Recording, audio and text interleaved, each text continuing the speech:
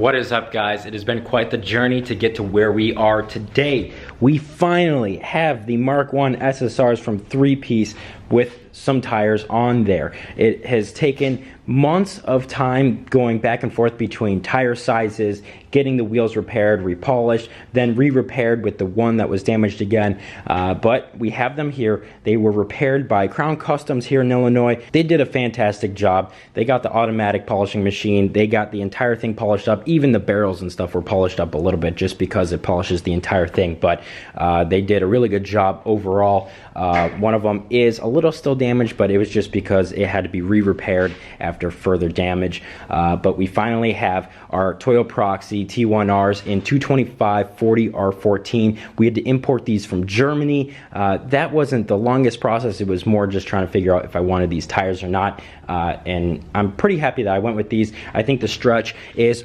pretty perfect. They look wide, they're super low profile, and that is exactly what we want for this car. Again, if you guys don't remember, we don't have any valve stems in the face here. When we got the first tires put on here, I had them drill the hole in the back here for the flush mounts, and so we have this in the back here, which hopefully won't cause any issues if we do end up having a flat, but I think it adds for a super clean look, and since we have brand new lips from 3-piece, no reason to mess those things up. But if we do have issues, there's no reason we can't just re-drill them in the lip here.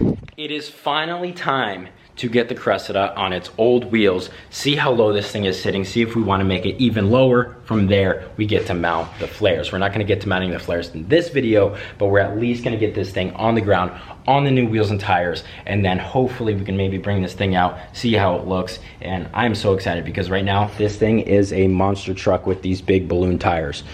Without further ado, we are gonna take these wheels off. We're gonna add the 1-inch spacers that we have currently, then put the wheels and tires on. We are probably gonna end up getting a little bit bigger space in the rear just to space it out a little bit better, get a little bit better fitment, but that all depends on how these fit with the flares. Obviously, we have to test fit them to see what we want.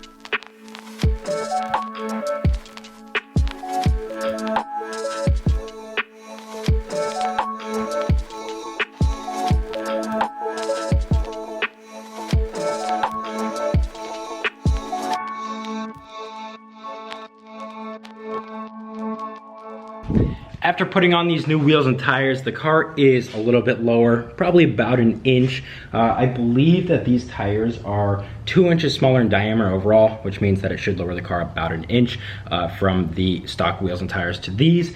And even at that, it doesn't really appear to be as low as I think I'd like for it to be.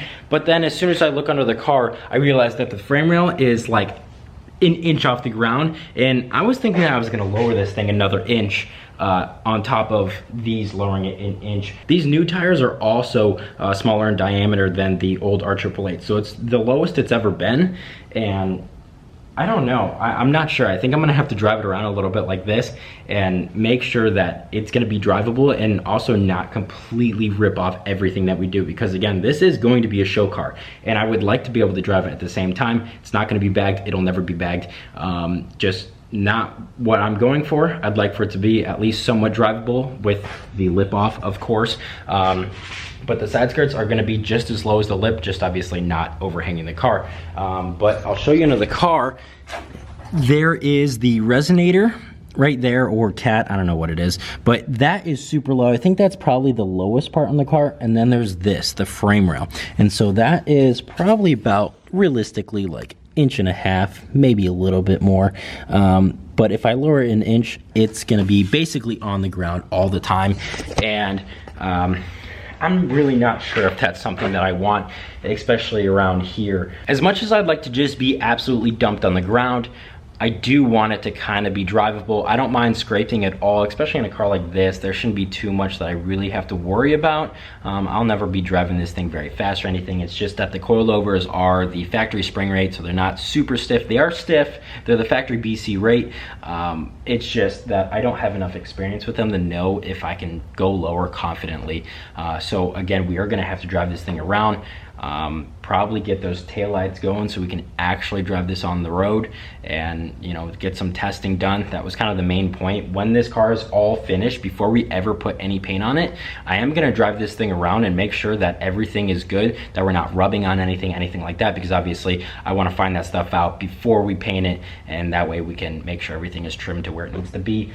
It looks like our trimming in the front, more than enough room for travel, and then also in the rear, figuring that we will have hit the ground probably 4 or 5 times over by the time this tire hits. I did mock up the fender. I'll do that for you guys as well. It looks like we are probably gonna need about a 1/2 inch bigger spacer. It all kind of depends on if I go lower or not. I would love to go lower, I just don't know. I think I'd like to at least go 1/2 inch. So I think what we'll do is this back here is maxed out with the factory collars. I don't know if you guys can see that, but you'll see once we take it apart in a later video. But I'm gonna at least take out maybe 1 or 2 of those collars, see where we're at, maybe get it about 1/2 inch lower, I'm not sure, and then just match it in the front because we have more adjustability in the front. And then from there, just hope it drives all right. But we'll probably drive it like this first, just so we don't waste any time, because it is set up perfectly right now, and then we also got an alignment where it's at. So everything is pretty much, you know, 100% good right now. It's just whether or not it's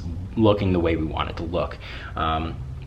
Also, in addition to all the other stuff being pretty low, back here we have the slit spoiler, and it's not crazy low, it's just because it overhangs that I am concerned if we are going up a hill that it will drag, or if we come off a trailer or something like that, I guarantee we're gonna have to take that thing off, just because, I don't know if you guys remember, but with the old wheels, I believe, we still were scraping this on the ground. So obviously with that being higher, and not having that and scraping, it still was scraping when coming off a trailer.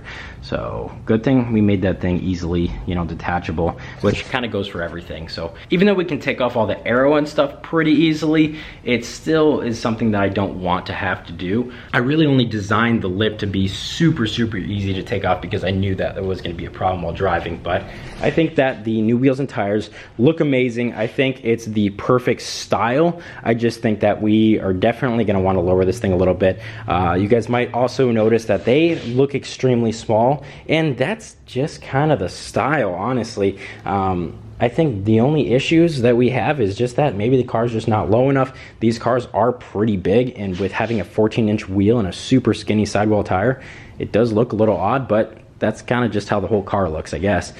Other than that, I'm super happy with these tires. I think they are plenty wide. I think they fit real good, and they make the car a little bit lower. And it also is a tire that they use over in Japan on these cars. I've seen several of these things on the exact same tire that I'm on, so we know that it's something that they use and is at least somewhat authentic. We're gonna try and fit up this flare. I don't think it's gonna mount perfectly, but we are gonna have to adjust this because we did take a lot of filler away from here. Other than that, it should fit pretty good, but you'll see how it kind of fits up against the tire.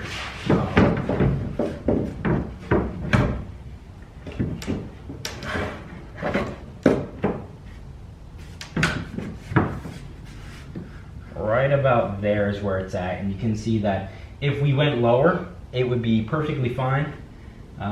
I actually don't know if we're going to want a spacer, any bigger of a spacer, because we're going to want that travel for the lip.